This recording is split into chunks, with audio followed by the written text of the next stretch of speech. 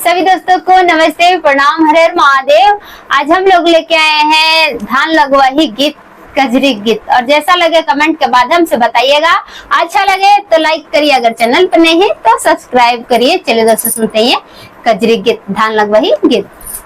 बदरा गरज के बरी से, बदरा गरज के बरी से, भिंगे लगे धानी चुनरिया नाम। बदरा गरज के बरी से, भिंगे लगे धानी चुनरिया नाम। ससुर हमारे बड़े सूबेदारवा, ससुर हमारे बड़े सूबेदारवा, तानी खड़े छतरिया ना, तानी खड़े छतरिया ना।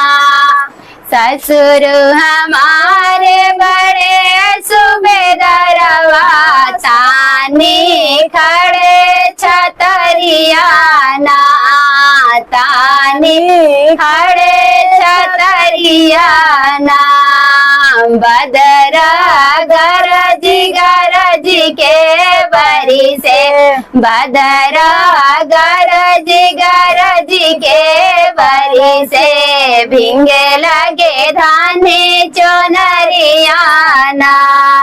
बदरा गरज के बरी से, भिंगे लगे धानी चुनरिया ना। जेठ हमारे बड़े सीधे साधे, जेठ हमारे बड़े सीधे साधे, तानी खड़े छतरिया ना, तानी खड़े छतरिया ना। जेठ हमारे बड़े सीधे साधे, तानी खड़े छतरिया ना, तानी खड़े छतरिया ना। बदरा गरज के बरी से, बदरा गरज के बरी से, भिंगे लगे धानी चुनरिया ना। बदरा गरज के बरी से, भिंगे लगे धानी चुनरिया ना।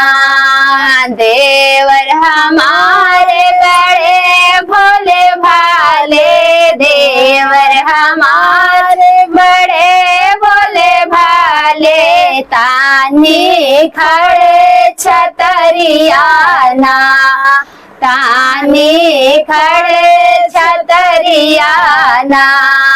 देवर हमारे बड़े भोले भाले, तानी खड़े छतरिया ना, तानी खड़े छतरिया ना। बदरा गरज के बरसे, भिंगे लगे धानी चुनरिया ना। बदरा गरज के बरसे, बदरा गरज के बरसे, भिंगे लगे धानी चुनरिया ना, भिंगे लगे धानी चुनरिया ना। थैंक्स फॉर वॉचिंग दोस्तों।